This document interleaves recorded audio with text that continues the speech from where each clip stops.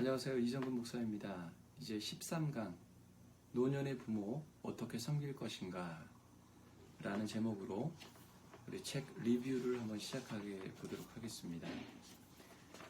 책의 처음을 보면 우리 어린 아이와 그리고 나이 드신 그 연로하신 분들을 바라보면서 그 안에서 우리가 느낄 수 있는 것이 한 가지 있다라고 얘기를 하죠. 388페이지에 보면 복음에 관한 모든 대화는 무엇에 대한 어떤 대화든 실은 죽음의 그림자를 드리우고 있다, 이렇게 얘기를 하고 있습니다. 그러니까 우리는 유한한 인간적인 우리의 육신으로 인해서 언젠가는 죽음을 향해서 달려간다라고 하는 것이고요. 그리고 우리 믿는 사람들은 더더욱이 죽음 이후에, 그리고 우리가 하나님 나라에서 누리는 그 영적 세계에 대한 부분에 대해서 중요하게 다루고 있습니다. 그래서 이 골로새서의 말씀에 보면 위의 것을 생각하고 땅의 것을 생각하지 말라, 이렇게 말씀을 하고 있는 것이죠. 그러니까 생명이라고 하는 본질에 대해서 우리가 다시 한번 깊이 생각을 해봐야 된다는 그런 메시지가 담겨져 있고요. 그래서 우리 현재의 부르심, 그리고 죽음의 장막 이후의 삶에 대한 우리의 부르심의 모습을 일깨워준다라고 얘기를 하고 있습니다. 우리는 누구나 그 아이의 시절이 있고요. 그리고 또 중년의 시절이 있고, 그리고 나중에는 그 노년의 시절이 있습니다. 근데 이것을 가만히 보면 아이와 그 노인들의 그 모습을 보면서 역시 생각을 하게 되죠. 생명을 생각할 수 있게 되고, 또 한 가지는 죽음을 생각하게 합니다. 아이들이 금방 자라는 것들에 대해서 참 신기하죠. 금방금방 크니까. 근데 사실은 이 사이클이 점점 자라고 나이가 들면서 세월이 지나게 되면 이제 어느 한 아이가 노년의 시기가 된 것을 볼 수 있습니다. 그래서 이러한 부분들을 보면서 생명과 죽음이 공존하는구나, 이런 부분들을 생각을 할 수 있습니다. 그래서 우리의 인생이 얼마나 빠르냐면 그 시편의 말씀 속에서 우리에게 말하는 노년의 시기로 곧 들어가게 될 것이다, 이렇게 말씀을 하고 있고, 우리의 연수가 70이고 강건하면 80이라고 얘기를 하는데, 요즘에는 100세 시대를 얘기하긴 하지만 그 연수의 자랑이 뭐냐라고 얘기를 하면 수고와 슬픔 뿐이라고 얘기를 합니다. 그리고 그 나이가 신속히 흐른다라고 얘기를 하고 있고, 그리고 우리가 마치 날아가는 것처럼 우리가 쏜 화살, 쏜 쌀, 이렇게 얘기를 많이 하죠. 그만큼 시간이 빨리 간다는 것을 성경은 우리에게 가르쳐주고 있습니다. 그래서 마치 우리가 영원히 살 것 같은 우리 육신적인 것만 바라보면 영원히 살 것처럼 궁극적인 존재라고 생각하는 경향이 있지만, 391페이지에서 얘기하는 것처럼 우리는 궁극적인 존재가 아니고 어딘가에서 왔고 우리가 생각하는 것보다 더 빨리 흙으로 돌아간다는 존재, 그것이 인간이라고 하는 사실입니다. 책에서는 우리의 대가족의 위기 속에 처해져 있다고 얘기를 합니다. 맞습니다. 물론 화목한 가정만을 생각한다면 다르게 생각할 수 있지만, 요즘의 대가족의 모습은 참 바쁘지요.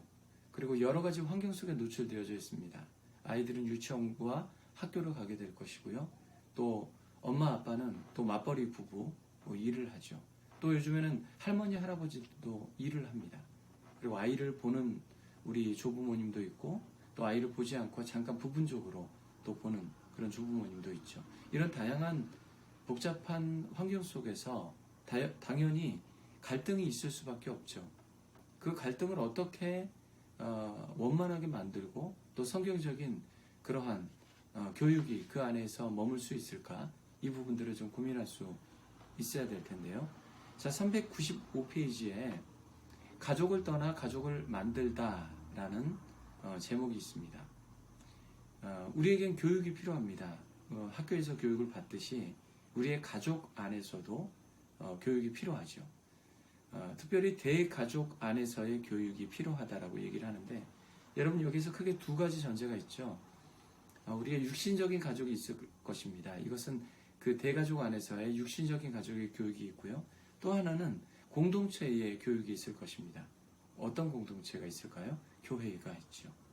그래서 이 안에서 부모가 해야 되는 역할이 우리에게 1차적으로 있다라고 에베소서 6장 4절의 말씀 속에서 이 안에 담겨져 있는데, 대가족의 교육은 어떨까? 대가족의 그 교육은 각자의 역할이 있습니다. 부모의 역할이 있고요. 조부모의 역할이 분명하게 정해져 있습니다.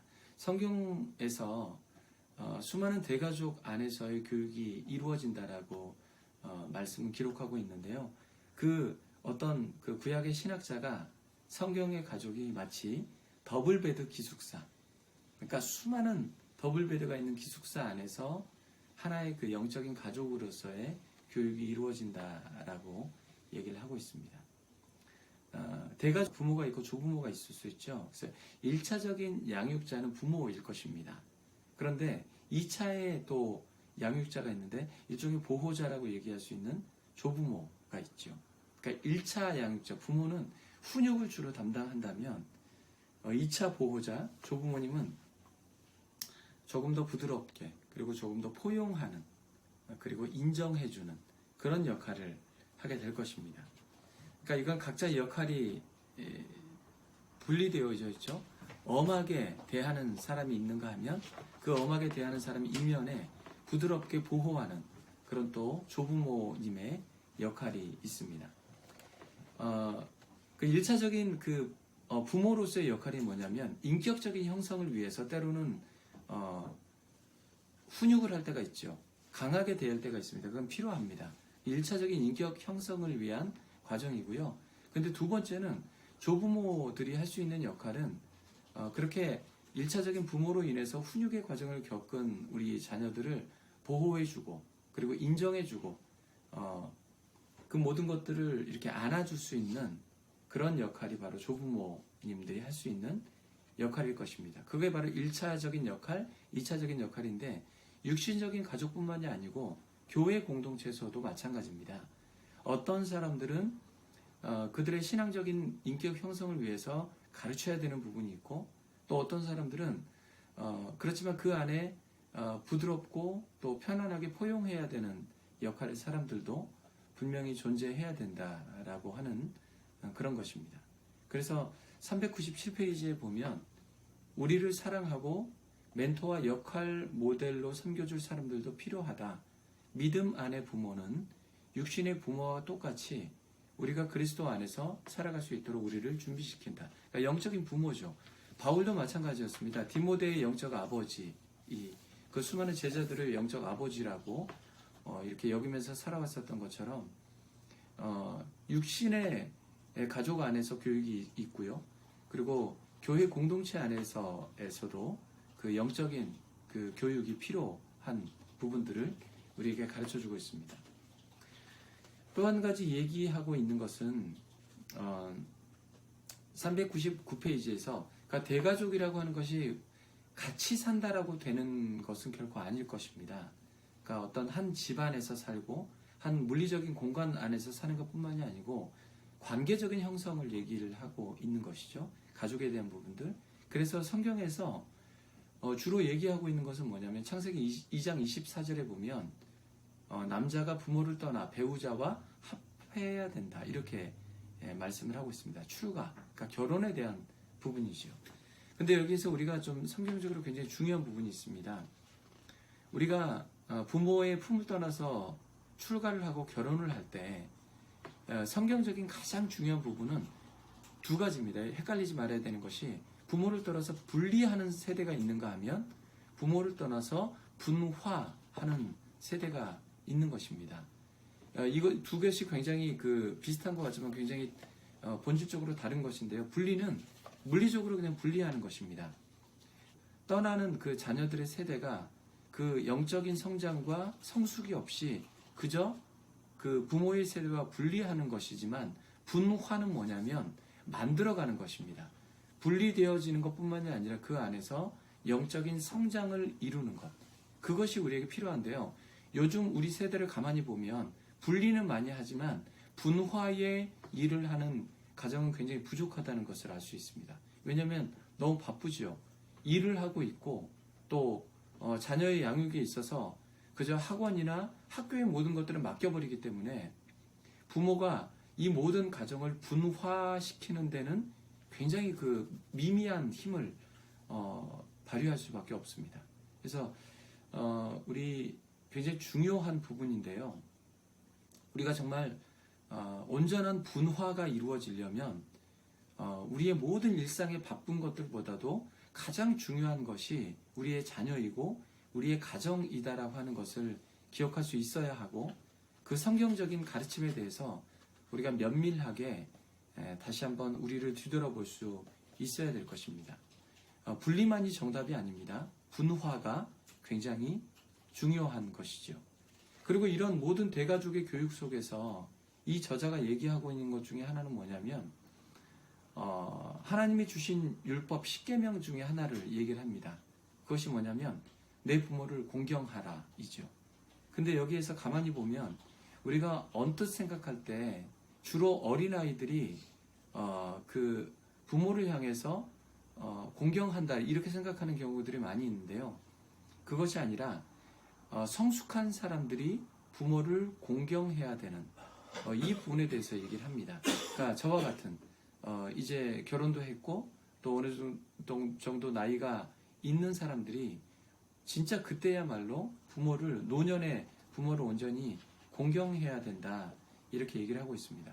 저는 사이클을 여러분들에게 하나를 그래프를 말씀을 책에 나와 있지는 않지만 그것을 얘기하고 싶어요.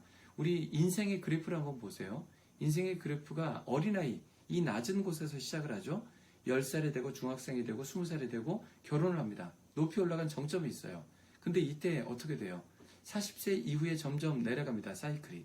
50세, 60세. 그리고 나서 육신적인 어려움, 경제적인 퇴직 이렇게 하면서 점점 나이가 들면서 다시 어린아이와 같은 그래프로 여기서부터 시작한 것이 위로 갔다가 밑으로 하얀 곡선을 긋습니다. 근데 이것이 세상 사람들이 얘기하는 인생의 그래프예요. 근데 정말 그리스도인들이 가져야 되는 그래프는 뭐냐면요. 어린아이에서부터 이 중년이 되어져서 노년의 삶이 이루어지는 이 반쪽뿐인 그래프로 끝나는 것이 아니고요. 제가 말씀드렸던 대가족 안에서의 교육이 어떻게 될 것인가. 정말 신앙적인 교육이 있으려면 1차적인 부모가 십자가 복음 안에서 아이들을 양육을 하는 것이 필요하고요. 훈육도 필요합니다. 그리고 그 조부모님이 계시다라고 한다면, 어른들이 계시다라고 한다면 그 부모님들은 십자가의 복음 안에서 그 모든 아이들을 보호하고 그리고 인정해 줄 수 있는 그런 그래프가 이렇게 있을 때 그 부모님을 우리는 공경할 때 그 교육의 인정을 해드리는 것입니다. 부모님에게. 그럼 어떻게 되느냐? 어린아이에서부터 이렇게 그래프가 왔을 때 노년의 세계로 왔을 때 이 노년은 다시 아이들을 가르칩니다.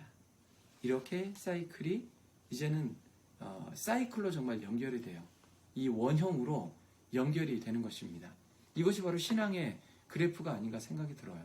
그래서 부모를 공경하라고 하는 이유는 돈을 주고 먹을 것을 이렇게 좋은 잠자리 이런 것을만 말하는 것이 아니라 교육의 장에 함께 동참하게 하는 것입니다. 역할을 나누어서 서로를 존중해주고 부모님을 존중하고 공경하고 또 부모님은 그 자녀들에 대한 그리고 손녀와 손자들에 대한 부분들을 인정해주고 보호해주는 역할들을 부모가 할 수 없는 역할들을 해주는 것. 그것이 아마 굉장히 중요한 부분이 아닐까 생각이 듭니다. 이 챕터에서 굉장히 중요한 부분은 두 가지인 것 같아요. 대가족 안에서의 교육이 이루어지는 신앙적인 교육이고요. 그리고 두 번째는 정말 우리가 믿음의 가정, 3040 가정이 믿음의 가정으로 분화하는 것. 그러니까 분리하는 것으로 끝나는 것이 아니라 분리되면서 그 안에서 영적인 성화, 성숙, 그리고 그리스도인의 가정으로 분화되는 그 과정. 그것이 필요한 게 아닌가 생각이 듭니다. 자, 이제 우리 13과였고요. 다음에는 14강인데요. 마지막 챕터입니다. 이제 한 챕터밖에 남지 않았는데 오늘 이 부모를 공경하는 이 13강도 굉장히 중요하거든요. 여러분들 오늘 읽지 않으셨으면 미리 이 리뷰를 보시고 프리뷰를 보시고 읽으시고 또 내일 4시에 저희 줌으로 뵙도록 하겠습니다. 감사합니다.